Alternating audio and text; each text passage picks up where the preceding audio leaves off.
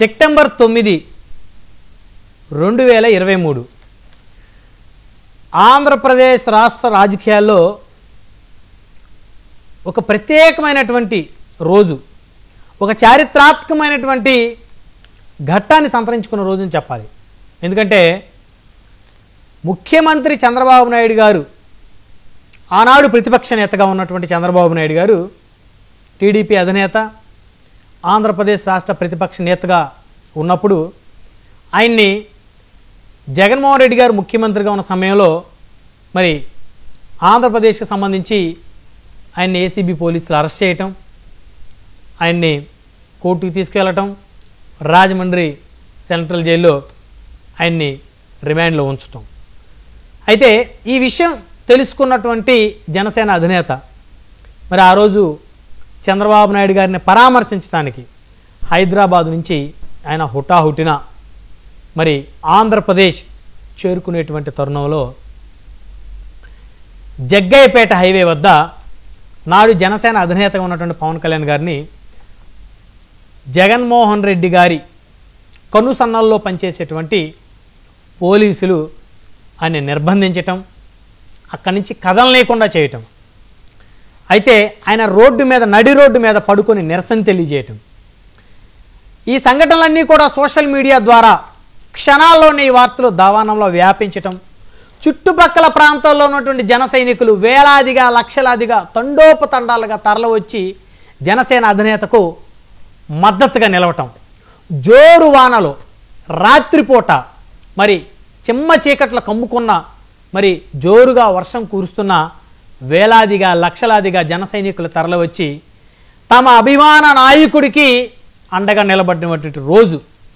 మరి అక్కడి నుంచి కూడా ఆ పోలీసులు ఆ రోజు అనేకమైనటువంటి ఇబ్బందులకి గురి చేసినప్పటికీ ఆయన మరి ఏమాత్రం వెనకడుగు వేయకుండా మరి ఆంధ్రప్రదేశ్కి రావటం, మరి రాజమండ్రి సెంట్రల్ జైలుకి వెళ్ళి చంద్రబాబు నాయుడు గారితో ములాఖత్ అవ్వటం, అదేవిధంగా టీడీపీ జనసేన కలిసి పొత్తులోకి వెళ్తాయని చెప్పటం, నాడు బలమైనటువంటి వైఎస్ఆర్ కాంగ్రెస్ పార్టీని కూల్చేస్తానని చెప్పటం.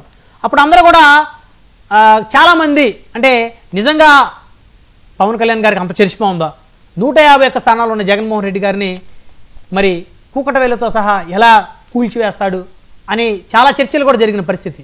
కానీ ఆనాడు జనసేన అధినేతలో ఉన్నటువంటి ఆగ్రహావేశాలు తన పార్టీ కార్యకర్తల్లో, అదేవిధంగా తన అభిమానుల్లో, తన సామాజిక వర్గంలో తమ అభిమాన నాయకుడిని నడి రోడ్డు మీద ఆపటం ఏంటి?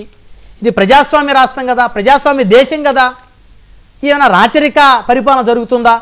అందరూ కూడా ఆగ్రహించి మరి ఖచ్చితంగా ఈ ప్రభుత్వాన్ని దించేయాలి, బుద్ధి చెప్పాలని చెప్పి అనుకుని నిర్ణయించుకున్న రోజు.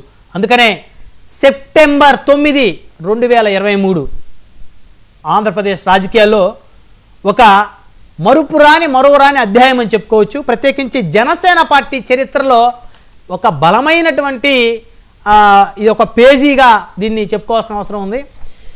సో ఇది ఒక అంశం అయితే పోతే, నేడు దేశవ్యాప్తంగా ఉత్కంఠభరితంగా మారినటువంటి ఉపరాష్ట్రపతి ఎన్నిక. సో మొత్తానికి ఎన్డీఏ అభ్యర్థి మరి దాదాపు మెజార్టీ అనేది కూడా ఖాయమైపోయిన పరిస్థితి.